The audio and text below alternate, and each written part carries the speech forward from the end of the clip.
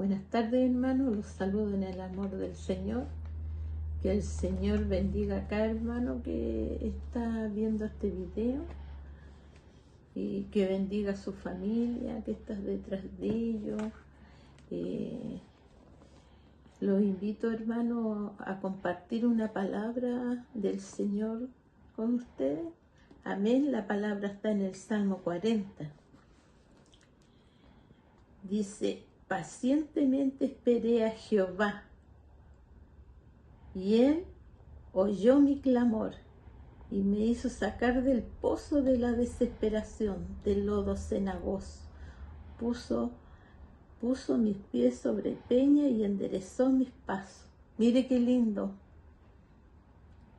Mire qué lindo. Él se inclina a escuchar nuestro clamor, hermano. Confiemos en el Señor nomás, hermano. Cuando tengamos algún problema, encomendémonos a Él y arrodillémoslo y lloremos a Él y clamemos. Y Él los va a escuchar. Él los va a sacar, dice, de ese lodo cenagoso, de la desesperación. Así que confiemos en el Señor. Tenemos al más grande en nuestros corazones. En cada problema que se les presente, clamen al Señor y Él los va a escuchar. Si dice su palabra, que Él se inclina a escucharnos. Amén, hermano. Los invito a orar, a ir a la presencia del Señor. Padre, en el nombre de Jesús, Señor, Padre de los cielos, damos gracias, Señor, a usted por esta palabra, Dios mío, Padre bendito. Señor, Padre Santo, ¿a quién iremos sino a usted, Señor, Dios mío? Gracias, Señor, le damos, Padre Santo, porque usted nos escucha nuestro clamor, Señor. Gracias, Padre bendito. Le pedimos por todos estos hermanos que están viendo este video, Señor, Padre bendito, escúchelos, Señor, que ellos puedan clamar a ti, Padre Santo. Padre bendito, tú eres el único que los puedes ayudar, Señor, a salir de todos los problemas, Padre Santo.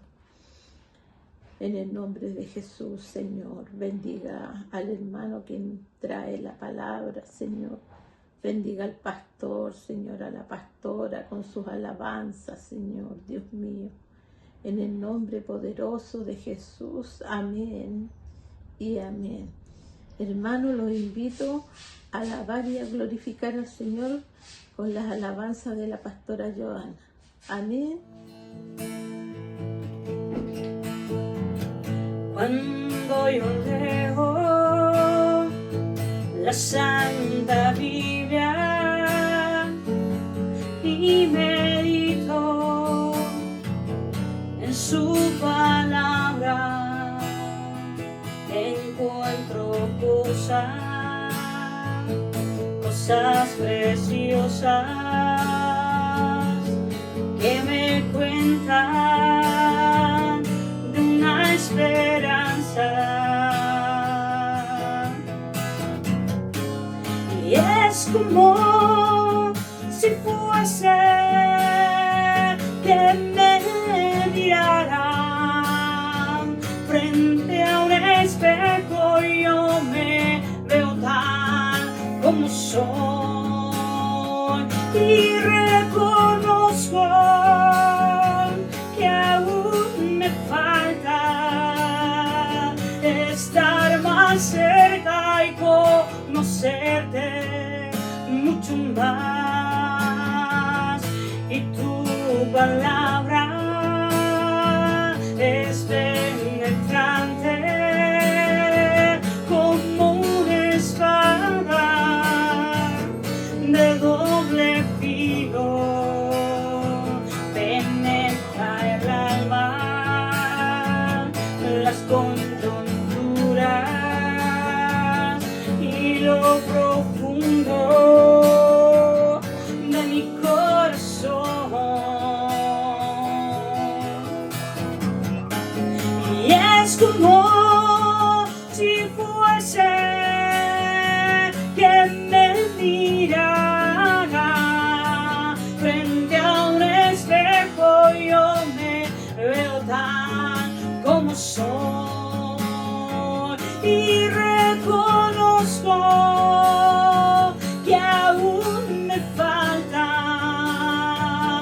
estar más cerca y conocerte mucho más. Cuando yo leo la Santa Biblia y medito en su palabra, encuentro a Dios.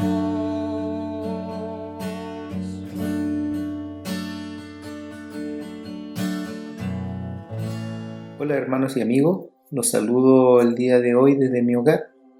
Nos reunimos para compartir con ustedes un mensaje de la escritura que estoy seguro de que lo habrán leído o lo habrán escuchado. Vamos entrando en el libro del profeta Jonás, un libro que consta de 4 capítulos y nos habla del corazón misericordioso de Dios versus el corazón rebelde del hombre.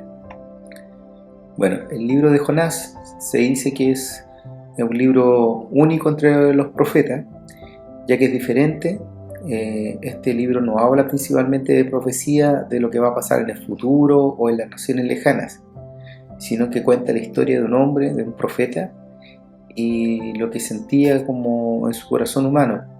Es un libro que nos muestra de una manera directa, sincera, como a veces nosotros también peleamos por dentro contra el amor y el perdón de Dios. Bueno, no sé si a usted le pasa lo mismo, ya que cuando pensamos en Jonás se nos viene a nuestra mente inmediatamente el relato de un gran pez o una ballena que se come a un hombre. Bueno, sí, ese pasaje es asombroso, pero hay que tener presente que el pez es solo el medio, no el mensaje. La ballena solo es un vehículo, el medio que Dios usa para un fin mucho mayor. El fin es revelar su corazón misericordioso por los perdidos y al mismo tiempo exponer nuestro propio corazón, que a menudo se parece mucho más al de Jonás, aunque muchas veces no queramos reconocerlo. Para entender esto, primero quiero que conozcamos un poco de este profeta y de su nombre, porque generalmente los nombres en la Biblia dicen mucho de los personajes que están. Entonces en hebreo es Jonah, que significa paloma. Bueno, me pareció un poquito irónico porque en esta historia Jonás no se comporta nada como una paloma, que cuando uno le dice nos asimilamos como un símbolo de paz, de pureza, de docilidad. Al contrario, vemos a una persona terco, rebelde, tratando de huir de Dios. Sin embargo, esto igual es hermoso, ya que como la paloma del diluvio trajo una rama de olivo a Noé como señal de esperanza, Jonás, a pesar de sí mismo y de su rebeldía, se convirtió en un portador de un mensaje de esperanza y de paz para la ciudad enemiga de su pueblo, Nínive. Y es precisamente en este contraste que entre un profeta rebelde y un Dios misericordioso donde vamos a aprender las grandes lecciones de sus 4 capítulos. Pero antes de sumergirnos en la historia, quiero que entendamos por qué este libro es tan importante para nosotros como cristianos. Esto es clave, ya que Jesús usó esta historia de Jonás para hablar de sí mismo y para llamarnos al arrepentimiento. Bueno, si recordamos el momento en que los fariseos y los escribas, siempre exigentes, se acercaron a Jesús y le pidieron una señal del cielo para ponerlo a prueba, ellos querían un milagro espectacular que validara quién era. Y la respuesta de Jesús fue contundente. Una generación mala y adúltera demanda señal, pero la señal no será dada sino la señal del profeta Jonás. Esto aparece aquí en el libro de Mateo, en el versículo 12, 39. ¿Ya? Y uno me preguntaba cuál es la señal, y Jesús lo explicó de 2 maneras bien profundas. Uno es la señal de la muerte y la resurrección, y Jesús les dijo: porque como estuvo Jonás en el vientre del gran pez 3 días y 3 noches, así estará el Hijo del Hombre en el corazón de la tierra 3 días y 3 noches. si lo vemos acá, hermano, el gran pez no fue solo lo podríamos decir así, como un taxi acuático para llevarlo a Jonás de vuelta a la playa. El vientre del pez fue como un sepulcro, si lo vemos de esta forma. Jonás descendió a las profundidades del mar y el tercer día, si lo vemos figurativamente, fue resucitado de aquella tumba acuática. Esta se revela como una imagen profética de lo que Jesús haría literalmente: morir, descender a la tumba y al tercer día resucitar victorioso. La señal de Jonás es ante todo la señal de la resurrección. Otro más que vemos acá es la señal del juicio y el llamado al arrepentimiento. Luego Jesús añadió algo que debemos hacerlo reflexionar, que dice: los hombres de Nínive se levantaban en el juicio con esta generación y la condenarán, porque ellos se arrepintieron de la predicación de Jonás. Y aquí más que nada Jonás en este lugar, la declaración tan poderosa. Los ninivitas, que eran paganos, crueles, escucharon a un profeta renuente, huraño como Jonás, y se arrepintieron de todo corazón. Pero ahora Jesús, quien más que Jonás, porque es el Hijo de Dios mismo.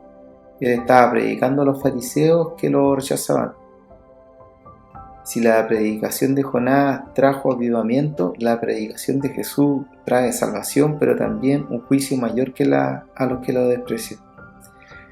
Así que cuando estudiemos a Jonás, no solo veremos a un profeta que huye en un pez que lo traga, también vemos el anticipo de la muerte y resurrección de Jesús. Y vamos a escuchar un eco del llamado al arrepentimiento que también nos hace Jesús acá. Entonces, si hemos entendido esto, podemos ir entonces al capítulo 1 para analizar esta historia que nos apunta directamente a nuestro Salvador.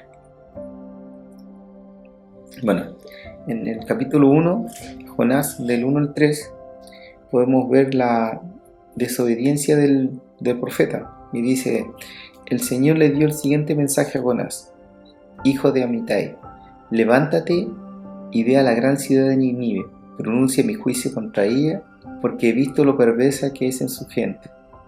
Entonces Jonás se levantó, se fue en dirección contraria para huir del Señor, descendió al puerto de Jope, donde encontró un barco que partía a Tarsis, pagó su pasaje, subió a bordo y se embarcó rumbo a Tarsis con la esperanza de escapar del Señor. Bueno, aquí Jonás vemos que hace todo lo contrario. Podemos ver en el versículo 1 y 2 la palabra de Jehová. Vino Jehová y la orden fue clara: levántate y ve a Nínive y clama contra ella. Nínive era la capital de Siria, del imperio más cruel y enemigo jurado de Israel. Para Jonás, predicarle era darle la oportunidad de arrepentirse y evitar el juicio, algo que él no quería que sucediera. Pero aquí en el versículo B vemos la rebelión. Jonás no solo desobedece y huye en dirección opuesta, va a Jope en busca de un barco rumbo a Tarsis. Posiblemente Tarsis quedaba ahí como cerca de Gibraltar, de España, que era como el fin del mundo conocido. Pagó el precio del pasaje y se embarcó. Quería alejarse físicamente donde Dios le había enviado. Entonces, si uno ve en un mapa, algo así, Dios lo mandó a Nínive y él se fue al otro extremo, quería ir a Tarsis. En el versículo 4 al 6 vemos aquí la tormenta. Dios, como Dios, no se rinde y envía una gran tormenta. Los marineros paganos que iban en el barco con él, angustiados, claman a sus dioses. Mientras tanto, Jonás está en una bodega profundamente dormido. Aquí vemos como es una imagen de cuando uno de repente huye de Dios, insensible, adormecido de su pecado, mientras el mundo alrededor de uno perece. Pero en el versículo 5 al 7 vamos a ver el costo de la desobediencia. Dice: echad suerte, señala a Jonás, y él confiesa: yo soy hebreo y temo a Jehová. Qué ironía, los marineros le temen más a la tormenta y Jonás dice temer a Dios, pero no le obedece. Finalmente, para salvar a los inocentes, Jonás pide ser lanzado al mar, y al hacerlo, el mar se calma y los marineros terminan temiendo y ofreciendo sacrificio a Jehová. Dios usa incluso nuestra rebelión para darse a conocer a otros. Eso también nos ha pasado muchas veces a cada uno de nosotros. Queremos ir para un lado, no haciendo o no siendo obedientes, y Dios nos utiliza de la misma forma. En el capítulo 2 podemos ver acá donde dice: pero Jehová tenía preparado un gran pez que tragase a Jonás, y estuvo Jonás en el vientre del pez 3 días y 3 noches. Bueno, aquí, hermanos, podemos ver la intervención divina de nuestro Señor, que Jonás no se ahoga, y Dios preparó un gran pez. Esto no fue un castigo, sino una oportunidad para empezar de nuevo gracias a su bondad. Fue un descenso a los infiernos para traerlo de vuelta a la vida. Bueno, ahí en lo que cuenta acá el libro, el capítulo 2, dice que Jonás, desde el vientre del pez, Jonás se pone a orar, y su oración es como un salmo de gracia a Dios, pero dicho desde la desesperación total. Él reconoce que fue echado de la presencia de Dios, habla de las aguas que lo rodean, pero aún así, estando en desesperación, aún clama. Mas yo con voz de alabanza te ofrecí sacrificio. Dice Jonás: la salvación es de Jehová. Cuando tocó fondo, su fe resurgió, se dio cuenta que no hay lugar más profundo donde Dios no pueda estar o alcanzar. Dios escuchó su oración y dio la orden al pez, y este lo vomitó, y Jonás cayó en tierra seca. Aquí podemos ver una imagen gráfica de la segunda oportunidad que Dios le da al profeta, y lo restaura y lo pone de nuevo en camino de obediencia. Bueno, nosotros muchas veces también nos ha pasado como cristianos que Dios no ha dado segunda oportunidades. En el capítulo 3, ya aquí podemos ver el avivamiento de Nínive y la misericordia de nuestro Señor. Y se levantó Jonás y fue a Nínive, conforme a la palabra de Jehová. Vino la palabra de Jehová por segunda vez a Jonás, bueno, aquí nos muestra que Dios es siempre misericordioso y da segunda oportunidades. Pero esta vez Jonás sí obedece. El mensaje en Nínive era una ciudad inmensa. Jonás entra y comienza a predicar un sermón de 5 palabras en hebreo. De aquí a 40 días Nínive será destruida. Aquí no hubo un llamado al arrepentimiento, no hubo una alternativa ofrecida, sino un juicio inminente. Pero increíblemente la ciudad creyó en Dios, y desde el rey hasta el más humilde se humillaron, ayunaron, se vistieron de cisilio. Y bueno, aquí preguntaba qué es lo que es vestirse de cisilio, porque era una forma de mostrar arrepentimiento, tristeza, humillación. Y dice: y se sentaron sobre ceniza. Bueno, sentarse sobre ceniza era como pedir perdón, demostrar dolor y humildad. Y el rey emitió un decreto. Quién sabe si Dios volverá se arrepentirá, y fue un arrepentimiento genuino y masivo. Aquí es como el avivamiento más grande de la historia que hubo. El resultado es que Dios vio su obra, se arrepintió del mal que había dicho que le haría, y no lo hizo. La misericordia triunfó sobre el juicio. La predicación con más resiliencia en la historia produjo el avivamiento más poderoso. Pero esto no queda aquí, porque en el capítulo 4 el profeta Jonás manifiesta su enojo por esto que había pasado. Entonces Jonás se apesumbró con extremo y se enojó, dice en el versículo 4:1 dice: pero Jonás se apesadumbró en extremo y se enojó, y oró a Jehová y dijo: ahora, oh Jehová, ¿no es esto lo que yo decía estando aún en mi tierra? Por eso me apresuré a huir a Tarsis, porque sabía yo que tú eres Dios de clemencia y piadoso, tardo en enojarse y de grande misericordia, y que te arrepientes del mal. Ahora pues, oh Jehová, te ruego que me quites la vida, porque mejor es la muerte que la vida. Aquí la confesión de Jonás, aquí vemos todo el meollo del problema. Jonás ora a Dios, le dice: yo sabía que tú eres un Dios clemente y piadoso, tardo de enojarse y de gran misericordia, y que te arrepientes del mal. Jonás conocía el carácter de Dios y por eso huyó. No quería que sus enemigos experimentaran la gracia que él conocía. Jonás sale de la ciudad, dice la historia que se hace una enramada, se sienta a ver qué pasaría.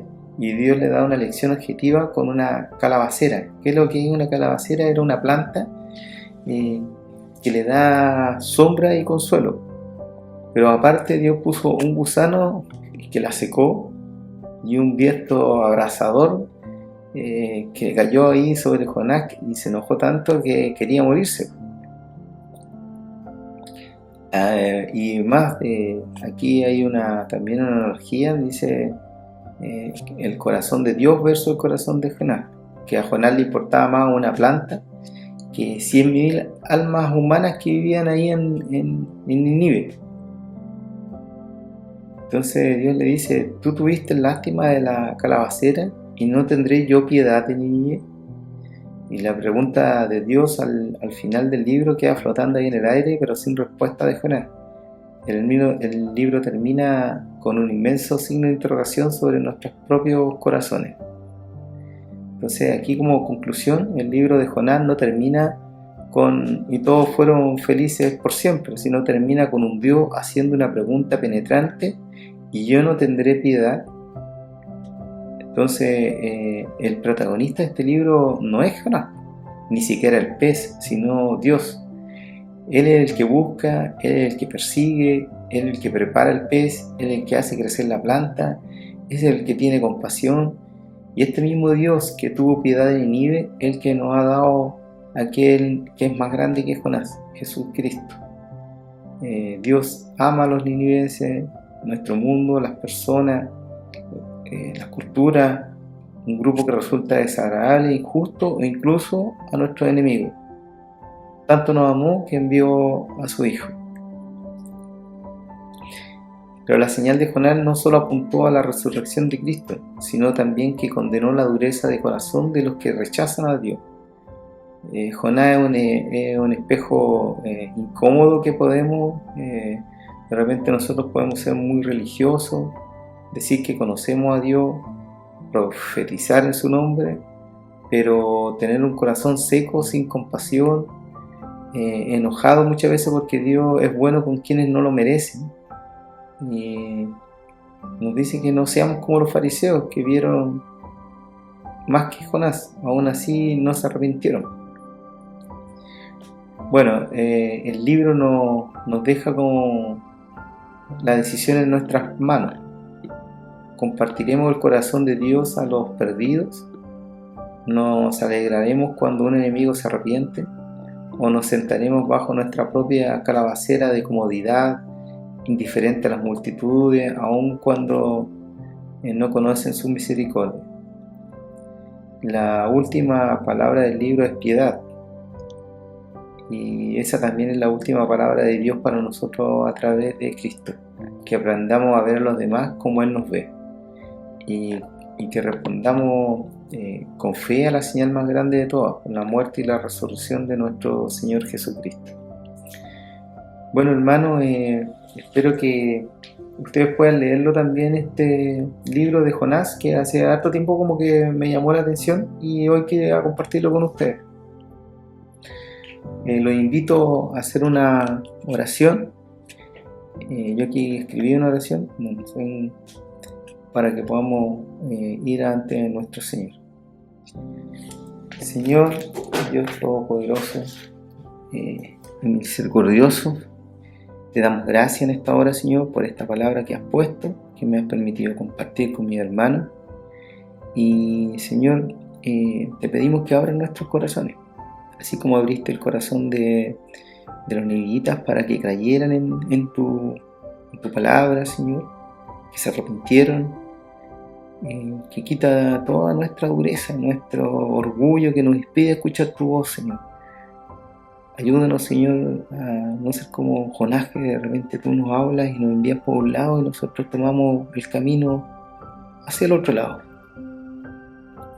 Te pedimos que nos dé discernimiento espiritual, que nos ayude a abrir nuestro oído, nuestro espíritu para poder escuchar tu voz, Señor.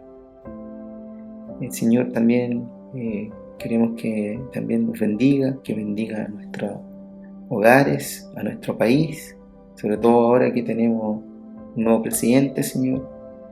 Necesitamos de tu dirección, Padre.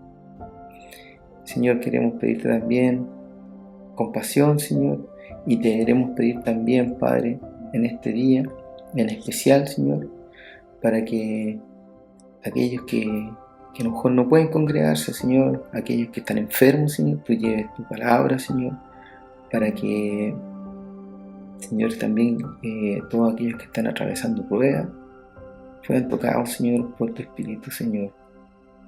Te pedimos por todos aquellos hermanos, Señor, que están pasando una prueba, que están enfermos, que están en hospitales, Señor, para que tú obres en ellos sanidad, Señor. Te lo pedimos en el nombre de Jesús. Amén. Hermanos, gracias por escucharme y nos veremos en una próxima oportunidad. Que Dios les bendiga. Dame de tu eterna paz, dame el don para esperar. Ayúdame a confiar en ti, porque en mis fuerzas no puedo más.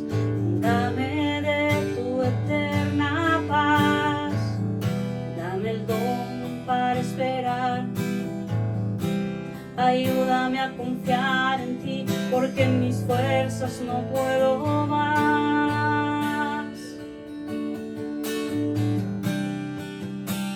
Tú eres mi sustento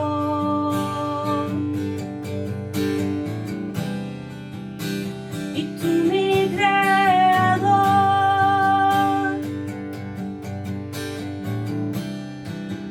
y la última palabra la tienes tú.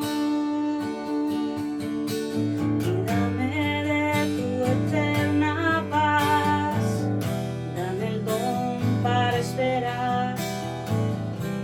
Ayúdame a confiar en ti, porque en mis fuerzas no puedo más. Dame de tu eterna paz, dame el don para esperar. Ayúdame a confiar en ti, porque en mis fuerzas no puedo más. Tú eres mi sustento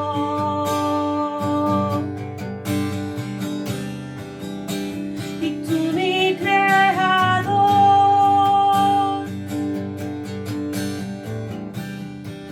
y la última palabra la tienes tú. Y es que brota en mí tu respuesta, oh Dios.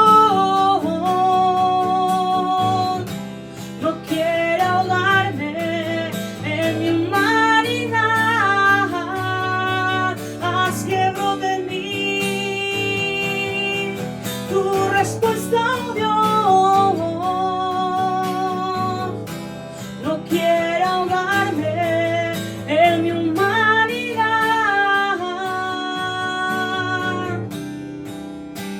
Tú eres mi sustento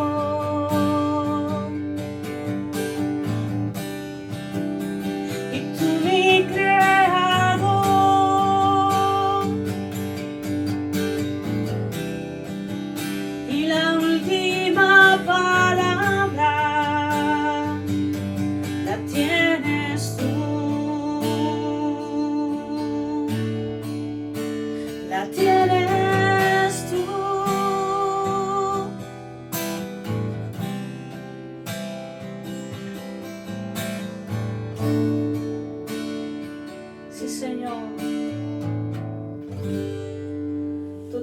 última palabra en todas las cosas, Señor. Tú eres soberano, Señor. Y te esperamos, Jesús.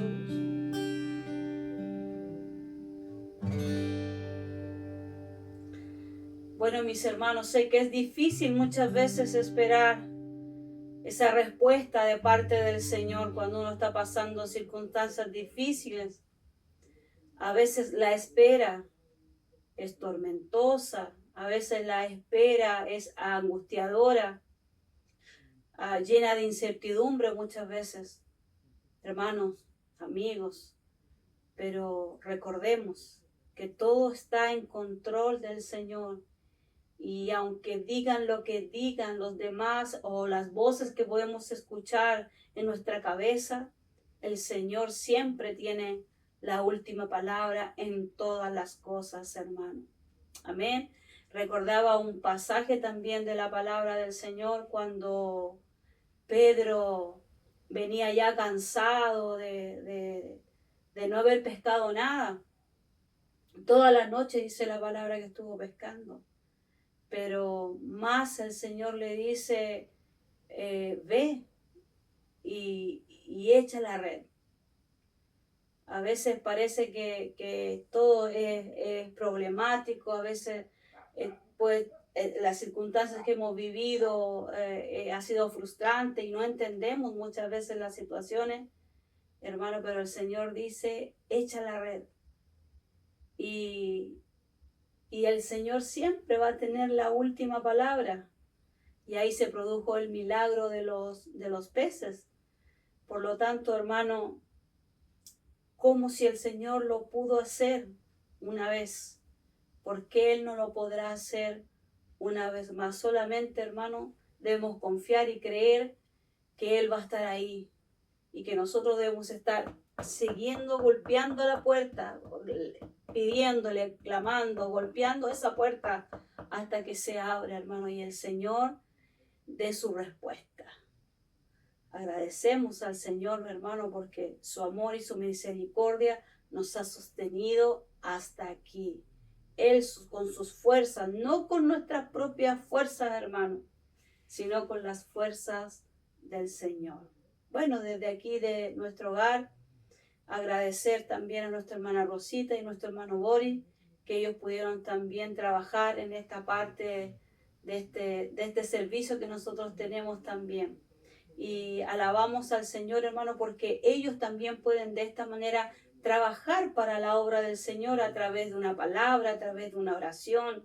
Hermano, qué privilegio es poder llevar la palabra del Señor y que usted a través de estos medios pueda escucharla y recibir algo allí en su corazón que pueda provocar algo en su vida, lo que el Espíritu Santo quiera hacer en usted. Amén. Seguimos orando por cada necesidad que hay de nuestra iglesia. Seguimos orando y pidiéndole al Señor que Él abra puertas y ventanas y derrame, hermano, su bendición y también la respuesta que el Señor también quiere darnos. Así que yo le quiero invitar en esta tarde a poder orar al Señor y bueno, terminar también esta parte de nuestra reunión sin también decirle, hermano, que está cordialmente invitado, amigo, a nuestros cultos presenciales. Le invitamos, venga y sea parte de nuestra reunión.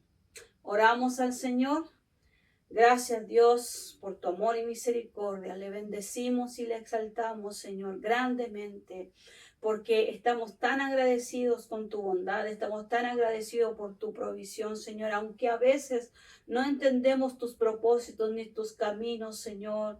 Pero creemos, Señor, en un Dios todopoderoso, Señor, en un Dios, Señor, que va a llegar, Señor, ese momento y nosotros vamos a quedar atónitos, maravillados con la obra que tú vas a hacer en nuestras vidas, Señor. Gracias por cada amigo, gracias por cada familia que se une, Señor, a estos videos, Señor, desde aquí, desde nuestro hogar. Queremos pedirte que tú les bendigas, Pedirte, Señor, que tu bendición trascienda, Señor, la pantalla, el receptor, el celular, Señor, por los medios que puedan recibir, Señor, estos videos. Quiero pedirte, Señor, que bendigas cada amigo, cada familia, Señor, cada hermano que nos escucha, Señor. Bendícele, Señor. Bendice con tus bendiciones eternas, Señor. Desde aquí, desde nuestro hogar, le bendecimos en el nombre del Padre, del Hijo y del Espíritu Santo. Amén. Bueno, un abrazo fraternal, hermano. Dios te bendiga y gracias por estar ahí.